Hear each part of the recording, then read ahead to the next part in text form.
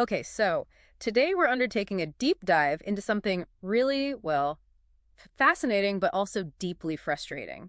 It's this paradox in Uruguay's cybersecurity landscape. It really is quite baffling when you look at it. I mean, strategically, Uruguay seems like a real leader. Right. They're ranked second in Latin America Hmm? and actually eighth globally in the 2024 Global Cybersecurity Index, the GCI. Eighth globally. Yeah, which suggests their policies, their whole strategic setup, a G6 or 2E, it all looks world class, at least on paper. On paper, okay. But if they're eighth globally, how can the operational reality be so catastrophic? You called it a paradox, and it really is. Exactly. We're talking about, what, a 65% estimated surge in malicious activity in 2024, over 14,000 incidents recorded. Yeah, it's something like an attack every half hour. It's intense. So where's the disconnect? Why isn't this top-tier strategy translating down? Well, that's the core issue. The policy framework, however well designed, it just hasn't effectively reached the organizations on the ground, especially the private sector. How bad is it? Look, the lack of basic preparedness is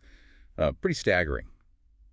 Get this, 85% of organizations, they don't have documented cybersecurity policies. 85%. Yep. Seriously, Wow. that's almost everyone. How is that even possible with a government framework ranked so highly? It points to a huge operational gap, and it gets, well, a bit worse.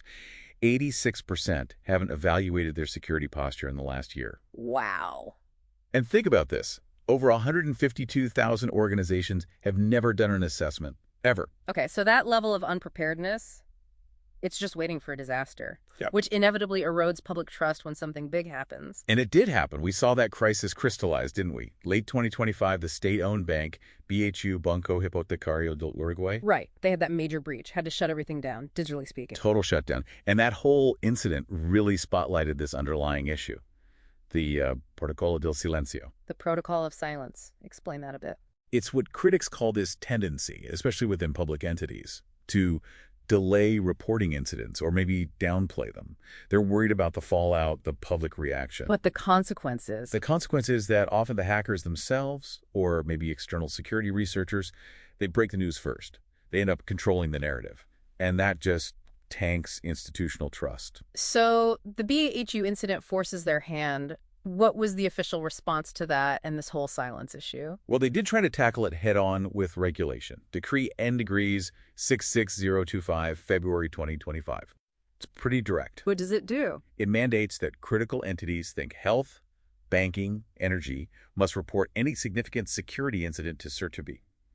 And they have a strict deadline, 24 hours. Okay, so a clear attempt to force transparency, counter the silence protocol. Exactly. It's explicitly aimed at that. And then there was also action on the legal front, right? in 20.327 back in September 2024. Yes, that modernized the penal code. It criminalized things like fraud, informatico, computer fraud, and also acoso telematico, which is like online harassment. And it gave banks some power, too. Right. Banks got the authority to temporarily freeze funds if they suspect fraud.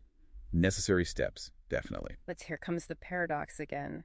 Did these new laws actually fix the problem on the streets? Well, this is where the resource issue really bites.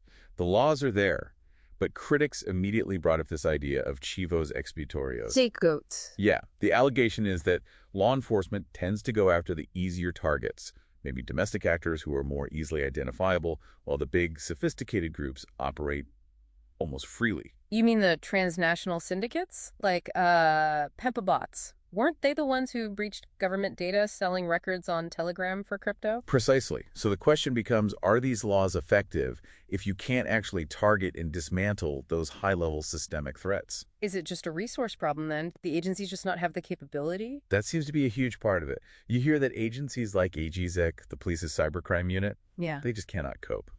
No Dan Abasto, as they say. Primarily a lack of specialized people. You need forensic analysts, cryptographers, people who can trace complex malware, follow crypto transactions across borders. That expertise is scarce and expensive. So it's easier, maybe, to prosecute a local fraud case than track down an international hacking group using crypto. It appears that way. It highlights the resource deficit starkly. Okay, let's tie this all together then. Uruguay has this world-class rulebook, eighth globally on the GCI, amazing strategy. But then you have this massive operational failure, largely because the resources, especially the specialized talent, just aren't there to enforce it effectively. That's the crux of it. The success of these new laws, the decree, everything. It really hinges on whether they actually invest in the capacity to tackle the systemic threats, not just the low-hanging fruit. So thinking about the listener here, what's the final takeaway? If the government and institutions keep failing on transparency, this protocolo do silencio continues. What's the real danger? Well, it leads to a pretty provocative thought, doesn't it? If official channels aren't trusted, who do people turn to? The biggest long-term threat might not even be the hackers themselves. You mean? It might be the steady erosion of public trust.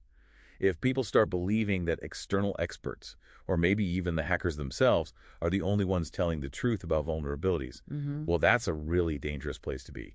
That's the risk you run with transparency failures.